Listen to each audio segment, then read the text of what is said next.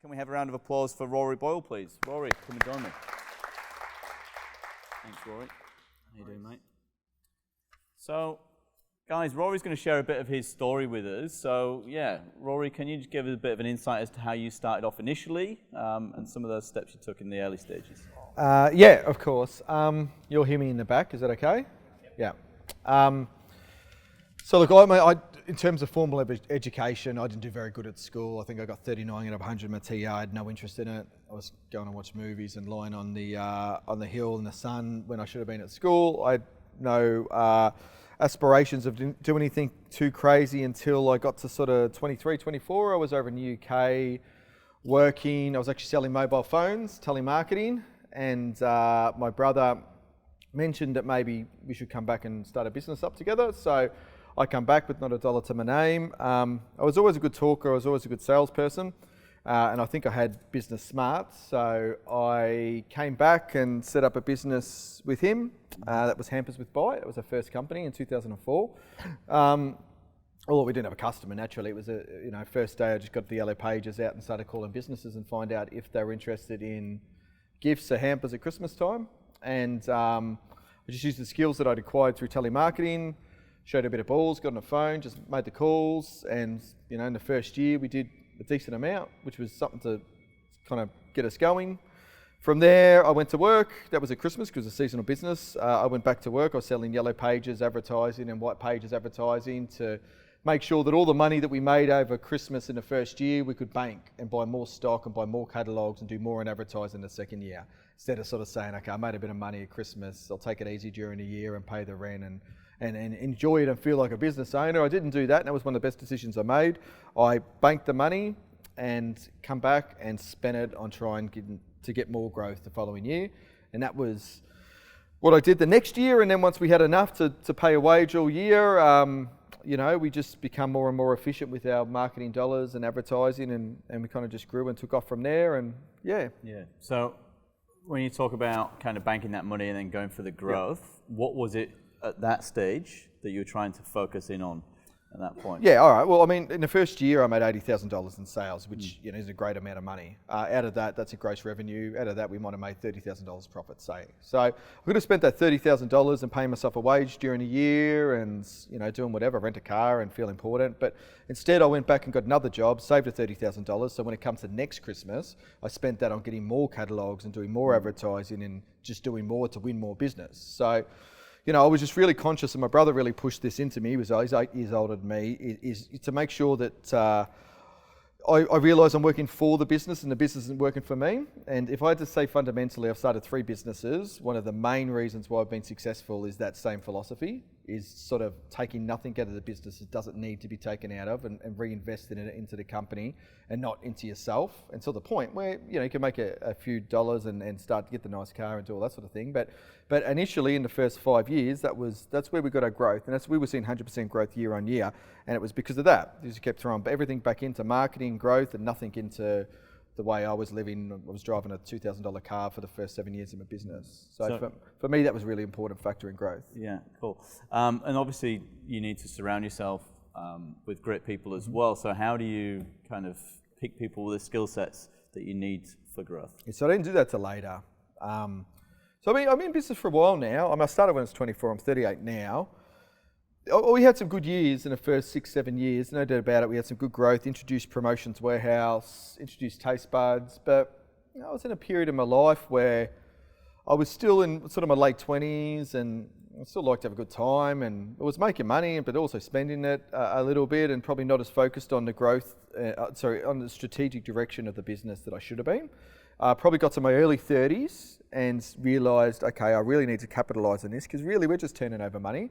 So then I actually joined EO, which is an entrepreneurial network, which was really good. I reached out I got on the phone and found who the best hamper company was in the UK, and I found out who the best hamper company was in the US. And I flew over and met them and spent a week with them and learned everything I could from them. And I just started learning. That was contagious. Started surrounding myself with business people that took me to the next level, and not only for Hampers with Bite, for my other company, Taste Buds, which is a chocolate bouquet company that's grown exponentially over the years, and Promotions Warehouse, which is a promotional products company that complements the seasonal nature of our business. It's quite consistently busy during the year, as is Taste Buds, whereas Hampers with Bite is very seasonal. So we had to look at it and say, okay, we're very busy at Christmas time with Hampers with Bite. How can we complement that? We've got a factory that's empty half the year. Let's sell promotional products. Let's sell chocolate bouquets, and they've been good earners for us. Yeah, cool.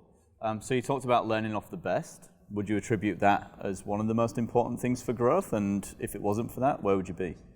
Yeah, to be quite honest with you, for me in my journey, and I don't disregard somebody else learning from the best as being their major growth, the major driver for growth. For me, the major driver for the growth was and success in business was hunger, was looking at your competitors and seeing what they're doing and reading articles about them and smart company and saying, geez, he's making this much money, this is making this much money, I can do that. I reckon that motivation and just hunger was what really drove us. I think lateral thinking, Steve touched on it before, really looking at what the market's not doing and what you can do to make a difference. I mean, that's the key. You can spend $1 million on marketing, but if you don't have a point of difference, you don't have a hook, you don't have something that people want to make you stand out, then you're going nowhere. So for me, they were the real reasons why we grew. I would say in the later years, learning from really good business people helped complement and structure the business in the way in which we've been able to take it from a small business to a medium business, with more employees and take it to that next level. But to be honest, my strengths really are from zero to really getting a business off the ground, to work out how to make money quickly, how to get the money spent on the right sort of stuff in a business to ensure that you're growing quick and you're remaining profitable. Yeah, so talking about obviously the skill sets needed to get it off the ground and everything else, and you're heavily focused within the sales. How important is lead generation for you? Obviously, you just picked up that phone book. Any tips on lead generation for those people out there this evening? Yeah, I've got a lot of tips on lead generation. Depends on your industry. If it's an industry where there's a broad appeal for the products, so my company Taste Buds does chocolate bouquets, not dissimilar to flowers. So the same people that are going to buy flowers for an anniversary or a birthday are going to buy a chocolate bouquet. It's a B2C product with an average sale of $65 to $75, but it's quite popular and it's consistent through the year. So it's a broad demand for that product. So for that product, I really invested heavily into SEO. I invested heavily into Google AdWords, Facebook marketing, retargeting, marketing automation. Somebody visits your site. I think one of the keys for Taste Buds for us is if somebody visits the site and you spend money to acquire these customers to visit the site, to do everything you can to capitalize on that visitor when they come to the site. So whether it be pop-up forms to try and capture an email address, an exit coupon, sort of a marketing automation flow that's not just, hey, you abandoned your cart, but it's sort of 5 compelling offers to try and engage them back into purchasing when they've abandoned the cart. So for a company like that with broad appeal, I'd say that's how I, generated leads, 2, capitalised on the leads. Live chat, making sure that, but essentially a philosophy that's built around, if someone enters your website and you've spent what you've got to spend to get them to your website, to do everything in your control to make sure that you don't lose them. And if you do lose them, make sure you get an email address so you can try and sell afterwards. Whether it be through CRO and split testing, just making sure that everything in your site is doing everything it should be to capitalise in on those viewers. Because you live or die by your conversion rate, the lifetime value of your customer, and your average order value, particularly for a B2C product. To touch on, I know everyone probably does different stuff here. For B2B products, it's a little bit different. So the average sale generally is higher and the acquisition model is different. Initially, just getting on the phone and contacting businesses and just doing the hard work, getting the yellow pages. So 2004, the internet was around, but it wasn't, you didn't have the software that you had available now. So it was really just about getting on the phone, doing the hard yards, getting out, meeting people, banking profits, reinvesting, get another person to call up more businesses and then get another person and just keep rolling on and throwing profits back into the business and realizing that just because the business is making $1 million, you're not rich, you're not special. It's easy to turn over money. Profit's what really matters. So you really need to concentrate on creating a situation where you're putting the money back in the business to generate profit, not just turnover, and generate growth, which is integral. Cool. And obviously you touched upon 2004 to where we are now. Obviously that gap in between, did you self-educate on obviously the tools that you use for your website and everything else? Yeah. So I'd say the biggest determinant for being successful online specifically at the moment, like the time where you can sort of jump on AdWords and put it together a mediocre site and capitalize on sales are gone. It's tougher than ever. Every day that passes, it's harder to acquire business online because there's more and more competition. Cost per clicks are higher. That's just the reality of it. So being innovative, following, depending on your business, but following stuff like the Digital Marketer, doing as many learnings as you can. I think Ezra Firestone has some amazing content if you're looking at B2C products. Really just obsessing on the latest technology. Personally, I'm addicted to SaaS products and trialing products that are going to tell me who's visited my website so I can proactively call them if they haven't engaged on the website.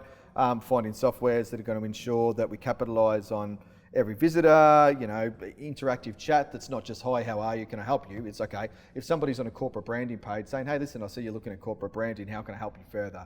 Or, if they've stalled on the site, saying, listen, how about a 10% discount? Just doing everything you can to capitalize on that visit to your website is one of the keys. And that's all the on-site stuff. Then for us, there's the off-site stuff. We do catalogs and direct calling, and that's a different kettle of fish. But it needs to be multi-layered. It needs to be well-researched. LinkedIn is also a really great point of.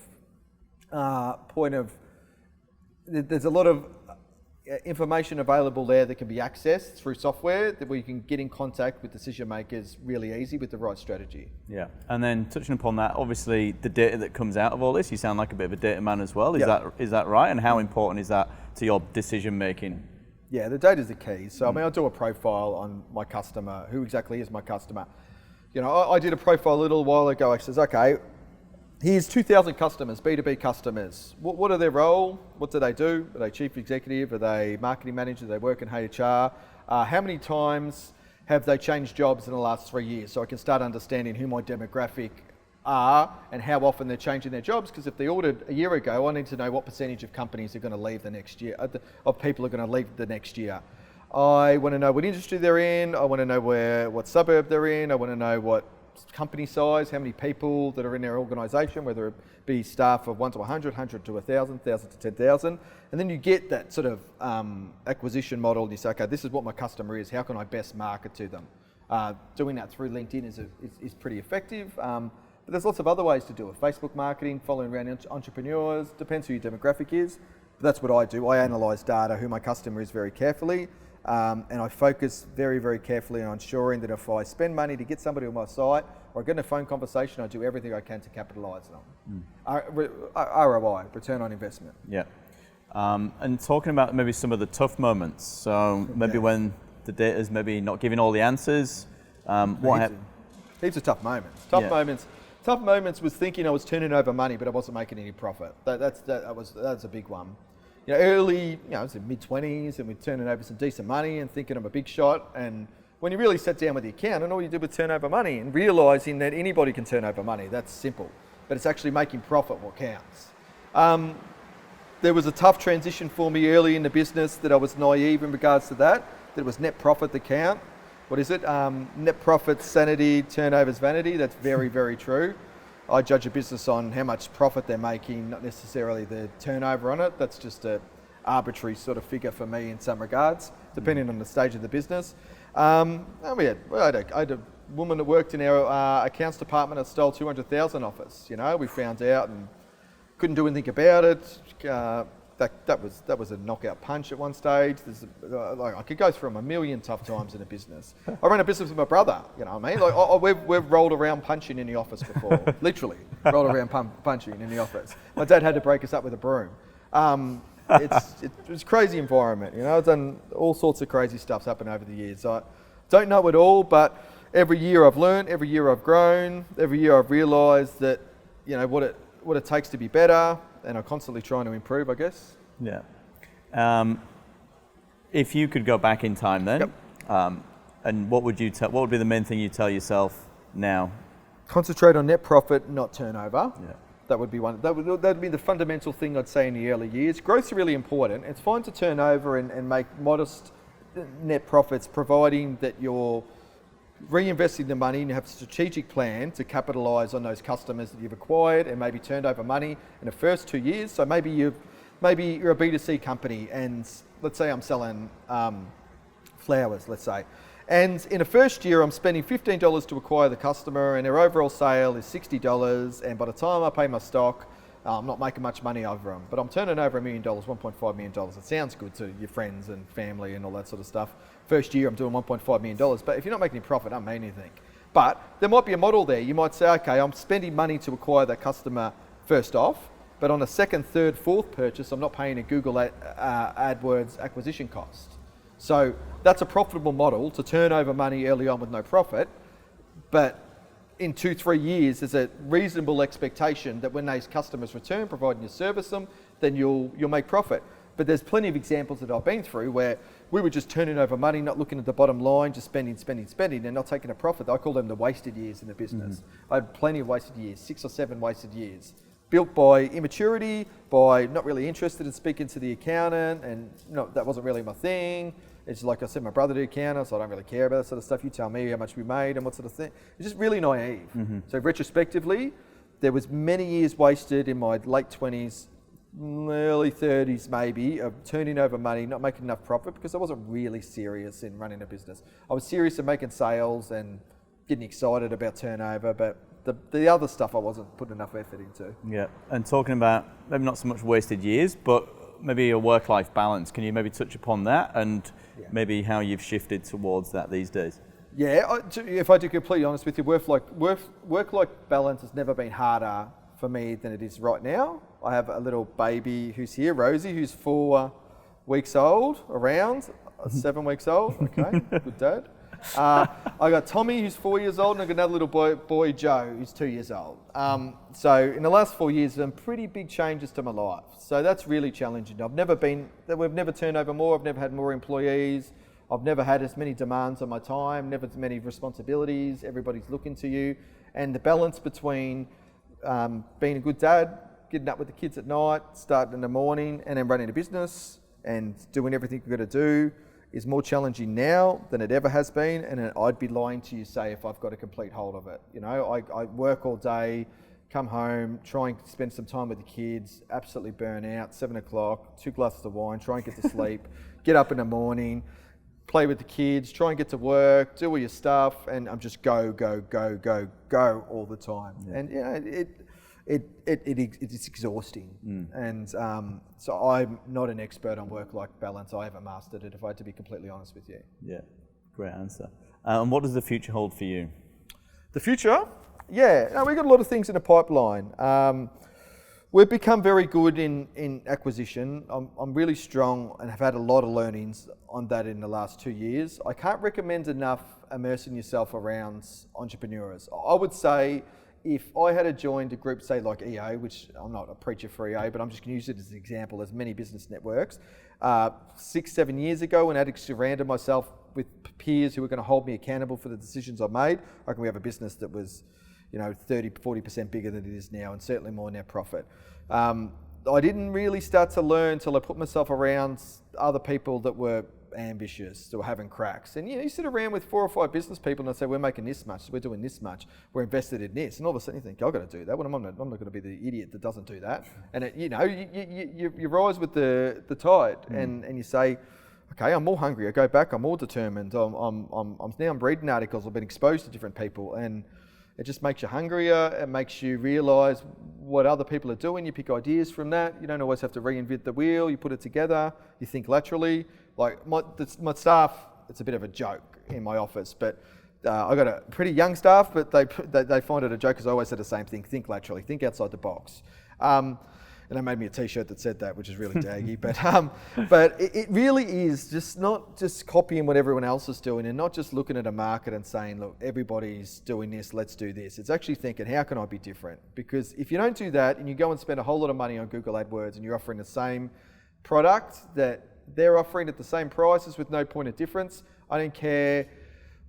If you're a new business, you're not going to be profitable because they've got an existing database, so they've got a certain amount of acquisitions into their business that they're not spending advertising money to acquire, and you're a new business and you're spending all your money on every customer you bring in, you've bought, essentially one way or another through advertising. So unless you've got an edge on these guys, they're always going to have an advantage on you. So you have to think outside the square of how I can do things differently. Don't do what everybody else is doing. That's the killer. is just following the crowd. You've got to look at things differently and find a point of difference, much like what Steve touched on. Yeah. So more focus on that in the future, or anything? For me, yeah, it's more focused on that in the future, growing the businesses that we've got, getting the structures right. We're looking internationally at some opportunities at the moment, which I think have some potential. I mean, eyes are always open. The businesses are travelling pretty well. Taste Buds is chocolate bouquet company is really coming along, which is good. A promotional products company is also doing some really good things as well, and Hampers with Bite is going along. I don't think I'd introduce another business at the moment. I think 3 businesses is enough. I think you can become a little bit too distracted. You fight in 3 fronts. You know, you've got a major competitor in one industry, a major competitor in the other industry, a major competitor in the other industry, and it's just you and trying to give 30% of your time to fight these guys who have 100% of the time coming up against you. So I think there's a danger in diversifying too much. But in our situation, because we're a Christmas hamper company and we did 90% of our trade in a small period of year, 2-3 months, it made sense to try and find products that we could sell that would complement the fact that we had facilities that enabled us to run a business for the rest of the year. That's why I did it. But yeah, I mean, in terms of what the future holds, yeah, I mean, we've got some internationally, we're looking at some different sort of things, and keep trying to grow our business, and I'll just keep trying to learn, and I don't know, maybe come up with a new idea or something. Perfect. See where we go. Yeah. Excellent. Thanks very much. Guys, can we have a round of applause for Rory Boyle, Taste Buds, please? Thank you. Thanks, mate. Thank you very much. Perfect.